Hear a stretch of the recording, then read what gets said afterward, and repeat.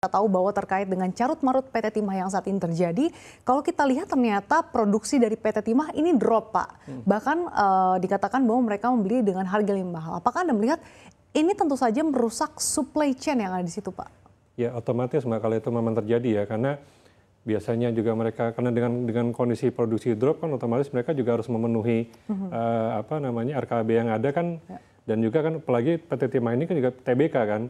Otomatis kan ada juga mempengaruhi juga nih market yang ada. Saya pikir ini juga otomatis jadi berimbas, dan juga yang akan berimbas juga adalah ekonomi dari Bangka Belitung. Karena ekonomi Bangka Belitung ini kan sangat terpengaruh dengan ekonomi yang ada di Timah kan. Otomatis kemarin kan kalau nggak salah pernah ada RDP dengan Komisi 7, dan di situ Pak Gubernur juga menyampaikan, mengeluhkan bahwa ekonomi kan sempat turun gitu kan. Gambarannya berapa persen Pak penurunan? Kalau saya nggak salah ya, kalau saya nggak salah kurang lebih sekitar 10% turun dari sebelumnya. Jadi menurut saya kan juga ini sangat pengaruh. Tapi saya yakin bahwa manajemen PT Timah ini kan sekarang manajemen baru nih.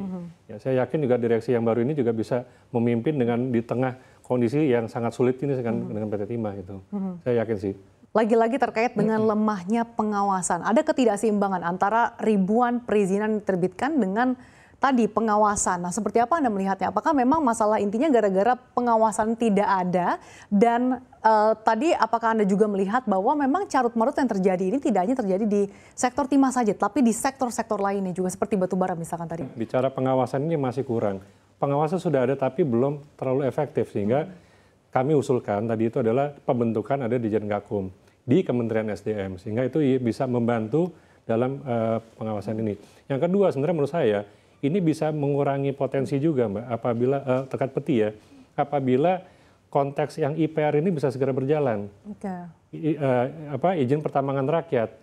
Ini kan jadi sehingga yang tadinya ada peti-peti di luar wilayah IUP ini segera ditetapkan UPR-nya, IPR-nya bisa keluar, sehingga itu pun juga bisa dapat menyumbang pendapatan negara.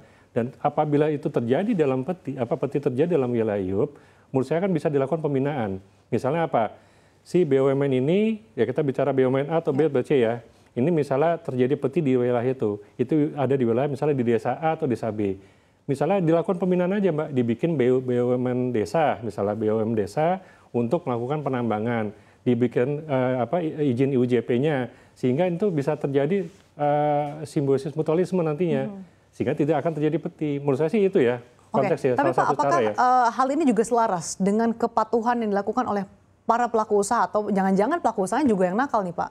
Nah, makanya tadi saya bilang kan, balik lagi, ini perlu dilakukan penambahan pengawasan. Karena kalau kita mengharapkan inspektur tambang, mereka tugasnya sudah sangat banyak sekali. Karena mereka bukan hanya bicara dari unsur keteknikan, tapi lingkungan hidup juga mereka akan melakukan ini. Belum bicara safety juga kan. Kami berpandangan perlu ada dibentuknya di Jengakum. Oke, terkait dengan struktural dan bahkan kesadaran masyarakat ini masih kurang.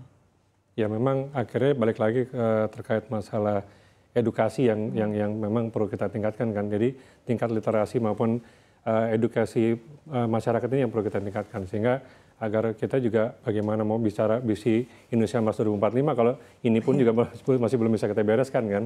Tapi ya saya mendapat bahwa kita juga harus sama-sama bagaimana membenahi masalah ini.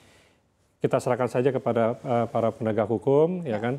Mudah-mudahan nanti bisa dapat titik terangnya. Kalau memang bersalah ya ditetapkan bersalah. Kalau memang ternyata tidak bersalah ya mohon bisa dikembalikan gitu kan nama baiknya, sehingga dan yang paling penting adalah bagaimana kita meningkatkan ekonomi bubble ini. Ya jangan sampai dampak ini terlalu panjang nantinya.